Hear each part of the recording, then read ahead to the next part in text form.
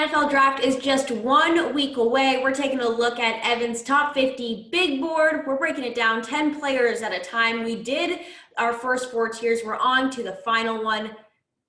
Numbers 1 through 10, the most important of them all.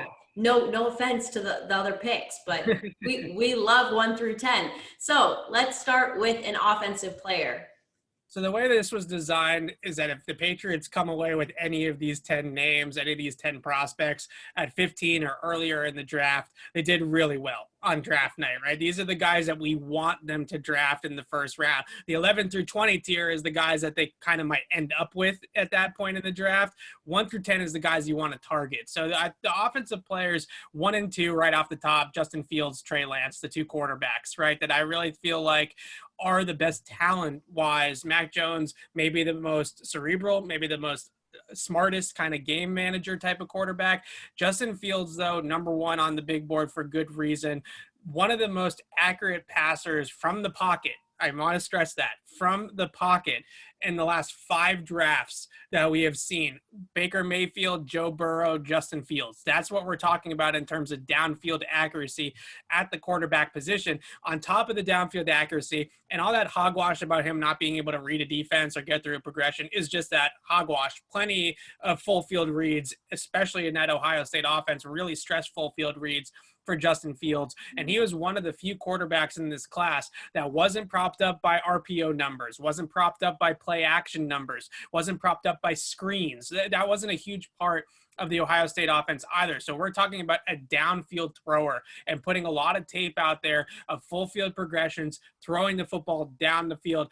Oh, and he just so happens to run a 4.4 in the 40-yard dash on top of all of that. So that's why Justin Fields is such an attractive quarterback for everybody in this draft. And I just think it's absolutely crazy if the San Francisco 49ers pass on him at number 3. But if they do, I feel like Bill Belichick and Josh McDaniels, I'm sure, will be right behind him in the draft room, like poking him, Bill, Justin Fields, please trade up, do it, right? If they see him start to slide 4, 5, 6, maybe even all the way to 9 in that Denver slot, they got to pull the trigger on this guy because he is going to be somebody that I think in New England with the right coaching and the right sort of foundation around him could be the quarterback for New England for the next 10 years. I really do feel that strongly about Justin Fields. So you expect after number 3, whatever they decide to do, if it doesn't involve Justin Fields, Patriots need to make some calls. They need to make some calls. They do. And I don't know if 4 might be a little bit too much, right? Because 4 with Atlanta, you're probably going to have to give up a similar haul to what San Francisco gave up to move from 12 to 3. That's a lot. It's a lot. I get that. But in terms of maybe if he falls, Detroit sitting there at 7, Carolina at 8, Denver at 9. I think 9 and 10, Dallas is 10. Those 4 teams are kind of Dallas obviously not taking a quarterback. I don't think Carolina and the Detroit Lions are going to take a quarterback either. They seem to have at least guys for 2022 in place. So really it's going to come down to Denver, what they're going to do. But if you're the Patriots and you're sitting there at 15 with the highest pick on the table, Washington can't match your pick, Chicago can't match your pick, Pittsburgh can't match your pick, New Orleans can't match your pick, go ahead and get your guy, right? Because Cam Newton, fine quarterback for next season. He can be the bridge. Justin Fields to Cam or Cam to Justin Fields, perfect segue, right? 2 very similar types of quarterbacks in terms of their athleticism. So you can do a lot of the same things in terms of option football with Justin Fields that you're going to do with Cam Newton. It just seems like that makes a whole lot of sense for the Patriots and a smaller trade up. Something like a future first and a 3rd, right? That's really not that whole a lot to give up for your franchise quarterback. Yeah, absolutely. All right. How about a defensive player in this top 10 list? So 7 and 8 are 2 guys I think that could both be in play if the Patriots decide to stay put and don't make that trade up for the QB. And 7 is Zaven Collins from Tulsa, who I've talked a whole lot about as a linebacker prospect that's actually checked in at almost 270 pounds. I don't know if that's actually accurate. That's what he weighed in at the combine. Apparently, combine rechecks. Obviously, there wasn't a real combine this year.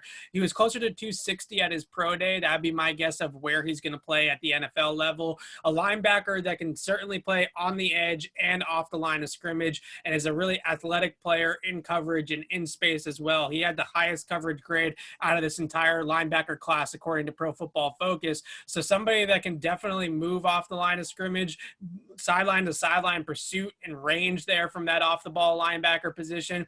Then if you don't really trust him in coverage on third down, put him on the edge and let him rush the passer as a stand-up edge rusher. He can do that too. Number 8 on the board is J.C. Horn, South Carolina cornerback, who I also think is somebody that the Patriots will have their eyes on. Aggressive, physical press man corner in South Carolina. Didn't back down from any competition in the SEC. Was certainly somebody that has that alpha dog competitive type of side to him. He just came out and said he's the best cornerback in the draft, said he's better than Patrick Surtain from Alabama. I love those types of guys, right? You want your number 1 corner to be confident, really confident, because they're going to get beat sometimes, and you can't see that confidence wane, because that's when guys tend to get into issues in the NFL. So you want your guy to be an alpha. You want him to be a confident player. I think J.C. Horn checks all those boxes, along with being a player on tape who fits their scheme extremely well.